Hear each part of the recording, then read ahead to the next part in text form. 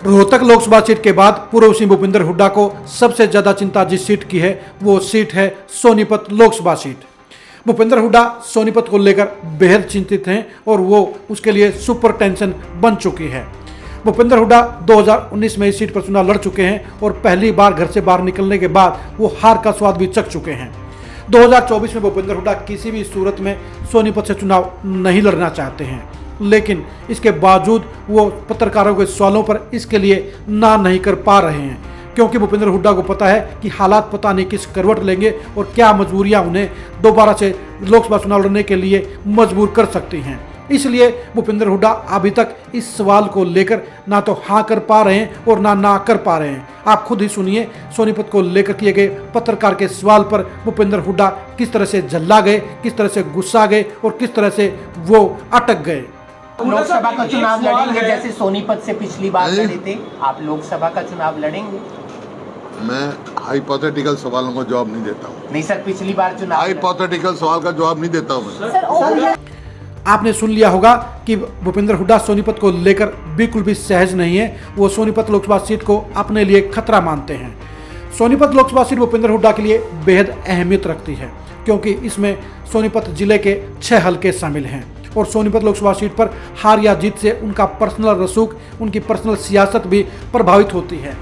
2019 के चुनाव में भूपेंद्र हुड्डा ने इसी मकसद के साथ सोनीपत सीट से चुनाव लड़ा था कि वो वहां से जीत का परचम फहराकर मुख्यमंत्री पद पर अपना प्रबल दावा, जबरदस्त दावा पेश करने का काम करेंगे।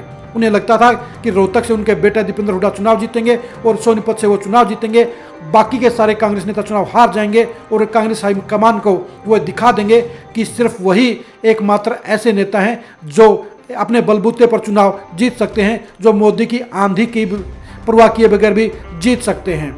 लेकिन भूपेंद्र हुड्डा का पासा उल्टा पड़ गया। दीपेंद्र हुड्डा और भूपेंद्र हुड्डा दोनों ही चुनाव हार गए, जिसके चलते उनकी साख और सियासत दोनों को बड़ा झटका लगा। 2024 के चुनाव को लेकर भी भूपेंद्र हुड्डा सोनीपत को लेकर बेहद सीरियस हैं। उनके पास दावेदारों की संख्या भी सीमित है। जहां एक तरफ सुरेंद्र दहिया उनके वफादार हैं, तो दूसरी तरफ जेजेपी से आने वाले पद्म सिंह दहिया भी टिकट के लिए इच्छुक हैं।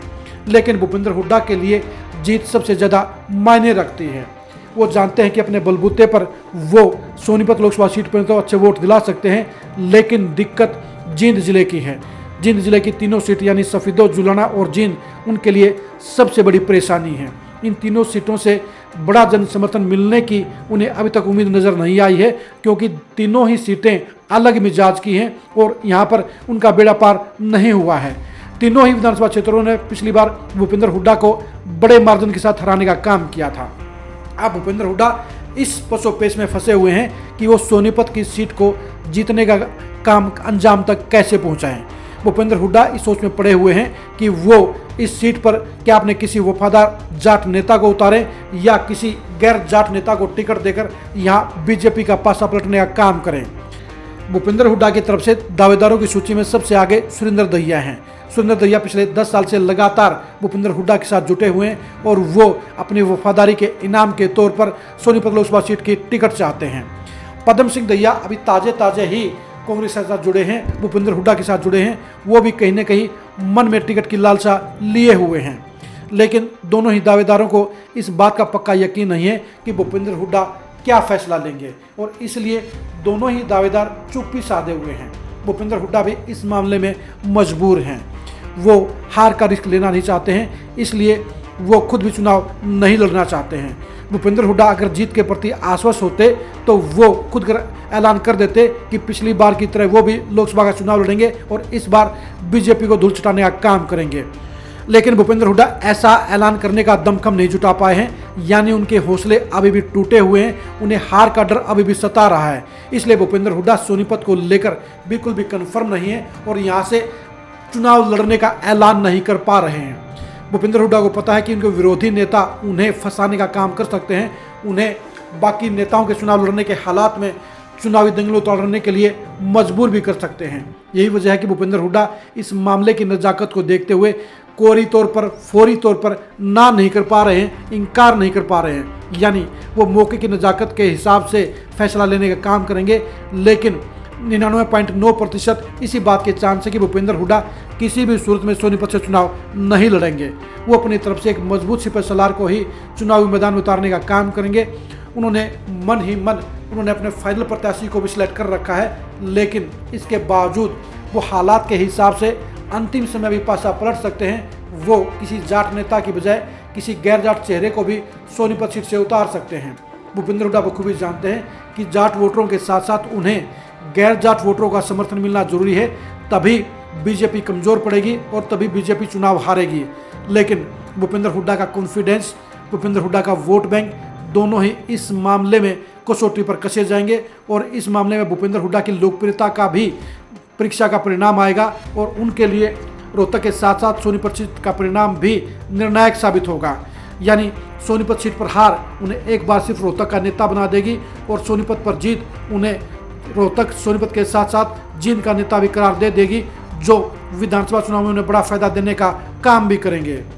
लेकिन दिक्कत इस बात की है कि पिछले 2 चुनाव से लगातार बीजेपी यहाँ बड़े मार्जिन के साथ जीती है और 2019 के चुनाव में तो खुद भूपेंद्र हुड्डा भी सोनीपत से चुनाव हार चुके हैं। इसलिए भूपेंद्र हुड्डा सोनीपत को लेकर बिल्कुल भी सहज नहीं है। वो सोनीपत से चुनाव किसी भी सूरत में नहीं लड़ेंगे। अगर कांग्रेस हाईकमान ने उन्हें फंसाने का काम किया, उन्हें प्रेशर में डालने का काम किया, तो मजबूरी में उन्हें चुनाव लड़ना भी पड़ सकता है। लेकिन जहां तक उनकी चलेगी, वो सोनीपत सीट से चुनाव नहीं लड़ेंगे। वो अपनी तरफ से किसी जाट चेहरे को, अपने किसी वफादार नेता को ही वहां से चुनावी जंग में उतारने का काम करेंगे। इस मामले में एसआर के तिगड़ी भी शांत बैठी है। एसआर के तिगड़ी सोनीपत को लेकर क्या खेल खेलेगी, इसके बारे में हुड्डा को भी कुछ पता नहीं है। एसआर के तिगड़ी एक ऐसे चेहरे को तलाश कर रही है जो हाईकमान की नज़रों के अंदर वफादार हो, जो पार्टी के लिए काम करने वाला हो, जिसकी गांधी परिवार तक पहुंच हो और जो कास्ट कम्युनिस्ट में फिट बैठता हो, जो जाट होने के नाते एक बड़े गोद से संबंधित हो और जो भूपेंद्र हुड्डा को यहाँ पर वोट दिलवाने के लिए मजबूर भी कर सके। क्योंकि अगर एसआर के तिगड़ी ने हाईकमान के किसी चेहरे को टिकट दिलवा दी तो भूपेंद्र हुड्डा को यहाँ मजबूरी में उसको समर्थन देना पड़ेगा, उसे जितवाना ही पड़ेगा, क्योंकि हार की हालत में भूपेंद्र हुड्डा के लिए बड़ा नुकसान होगा और जीत की दशा में फायदा उनको होगा। यानी सोनीपत को लेकर भूपेंद्र हुड्डा दुविधा में फंसे हुए हैं, सोनीपत को लेकर भूपेंद्र हुड्डा उलझन में फंसे हुए हैं और सोनीपत को लेकर भूपेंद्र हुड्डा लगातार प्रेशर में चल रहे हैं। सोनीपत उनके लिए सुपर टेंशन देने का काम कर गया है। यही वजह है कि सोनीपत को लेकर भूपेंद्र हुड्डा लगातार इस बात को इकरार और इनकार के बीच में झूल रहे हैं।